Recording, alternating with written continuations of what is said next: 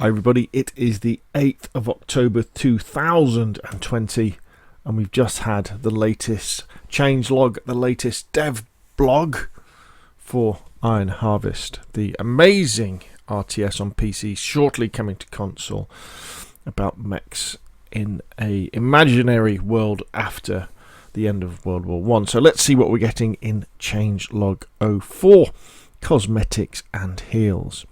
Greetings harvesters, welcome to this, the fourth regular post-release update. With these we see the gaming community going from strength to strength, and we're especially happy to see a lot of you enjoying the new 1v1 night map, Urban Paradise. All those buildings make for some interesting gameplay, at least until the megamechs come smashing into town. I can absolutely, it's really tight map to start off with, you know, for your infantry and your smaller mechs. Quite interesting, quite interesting. Today's update will help you better aid your friends and dazzle your foes with style on the battlefield. New Cosmetics Collection. Here we go. As well as being a thirsty bunch of mech commanders, the pirates among you will have noticed that you have been earning coins while playing and unlocking certain achievements. Well, we have now released the Cosmetic Collection for you to spend those spoils of war. Here's how it'll work. For the first time, players can see all the rewards we have in our game. Shiny. For each cosmetic item and skin, you can now see precisely how they are obtained, be it specific achievement, season tree node, specific level up, etc. Players will be able to see all obtainable rewards, but some very special rewards will not be available by using coins. For example, legendary rewards from the pre-season and past seasons will stay unavailable for the foreseeable future. Players will not be able to buy any items that are locked by achievements, season tree or level ups. To start, there are roughly 15 rewards buyable within the categories of faceplates, frames, avatars and banners.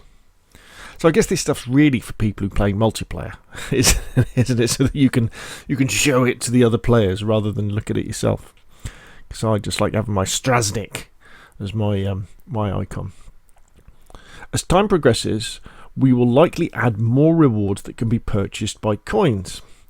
Currently, there are no unit skins buyable for coins, but we may add them in the future. From Season 1, Episode 4 onwards, which starts on October the 13th, completing season tree episodes will also award coins. To be honest, the season tree is something I should look into.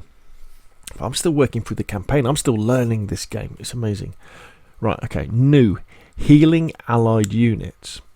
We've received a lot of feedback telling us how great it is to play with a buddy at your back. So now you can heal and repair allied units using medics and engineers. This is an awesome, great example of when the community comes together over a feature they'd love to see in the game, and so we boosted it up the priority list. So thanks everyone. For those who love to play in support roles, healing and repairing also applies to your teammates when playing multiplayer games. Note that this feature does not apply for reinforcing, repairing at bases or aid stations. Good communication, team awareness and cooperation are now more important for victory than ever. Your cries for medic might now be answered.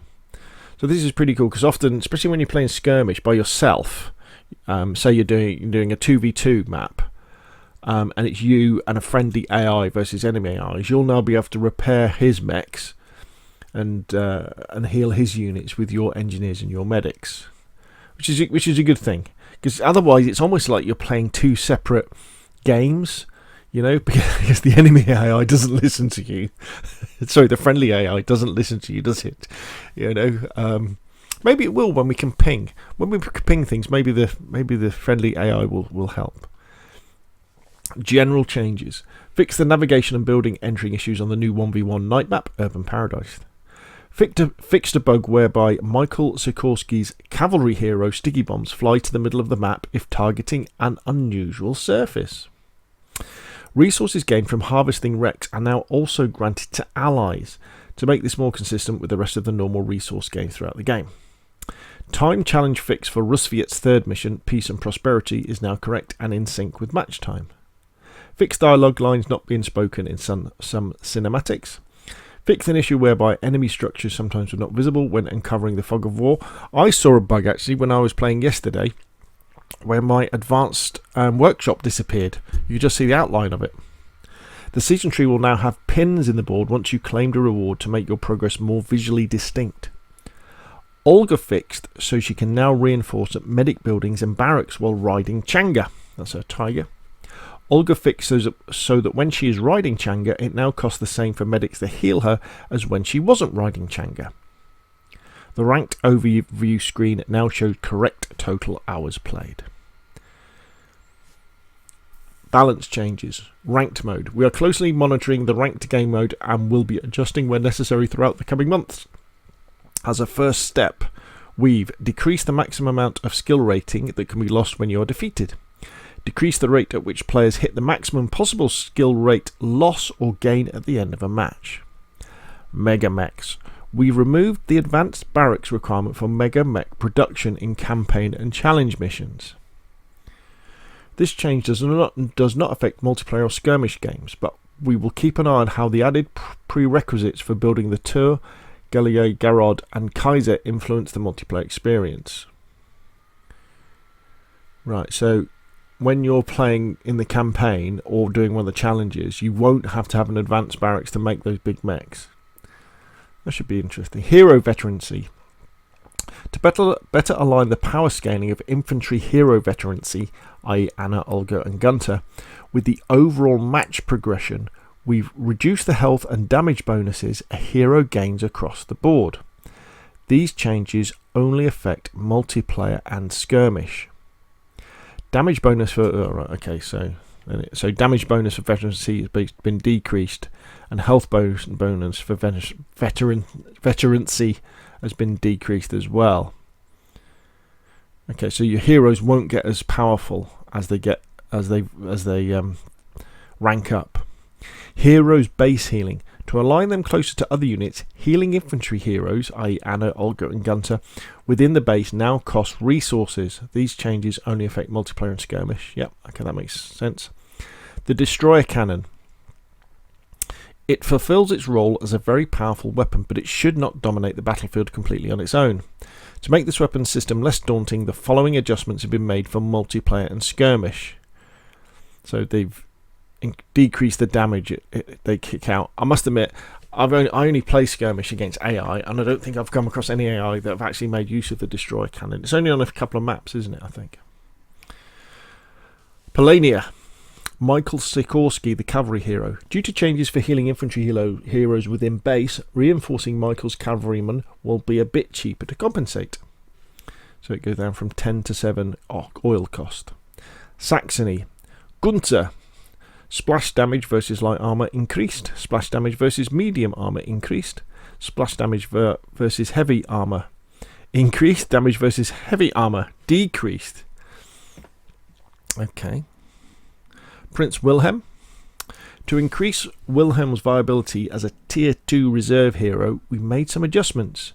Damage versus unarmored increased. Damage versus light armor increased. Damage versus medium, heavy and structures increase. So Prince Wilhelm is going to have a little bit more of a punch behind his hits. Eisenhahn. To more accurately represent the intended impact of the Eisenhahn's melee weapon against unarmored targets, we made one key adjustment. Melee damage versus unarmored increased from 50 to 100, so the Eisenhahn will now be devastating against normal infantry. Rusviet. Damage per bullet versus light armor vanguards decreased from 0.7 to 0.5. Olga. Melee damage versus light armor increased. Range damage versus light armor decreased. Changa. Damage versus unarmored decreased. Damage versus light armor decreased. Damage versus medium armor decreased. So Changa's not going to be as powerful. So let's have a look. Finally, let's have a look at the roadmap for October. So this week we've got cosmetics and healing and repairing allies. Next week we've got a new 3v3 map for skirmish and multiplayer. Week 3, multiplayer XP. So I guess it's going to be like a double XP week or something. And the ping system will be coming. That'd be good for if you play multiplayer with an ally, but you're not on comms, you'll be able to ping enemies. Week 4, the new challenge map. So there we go. Iron Harvest. Yep, they keep delivering. the people behind Iron Harvest, the impression I get from the look of the game, the depth of the game, the care of the game, they're really into this product, and they really care about it. And honestly, it's fantastic. I love the look of it, you know. And if you're considering getting Iron Harvest, I understand it's on special on Steam this weekend. Get it. You know, it's not very expensive. Get it anyway. If you're on a crappy old computer, just use GeForce Now from Nvidia. Get the free version of that, and you can really enjoy this game. It really is really cool. Anyway, that's enough for me. That has been the Iron Harvest changelog 4 for October the 8th, 2020. Put your questions and comments down below, and I'll see you again soon.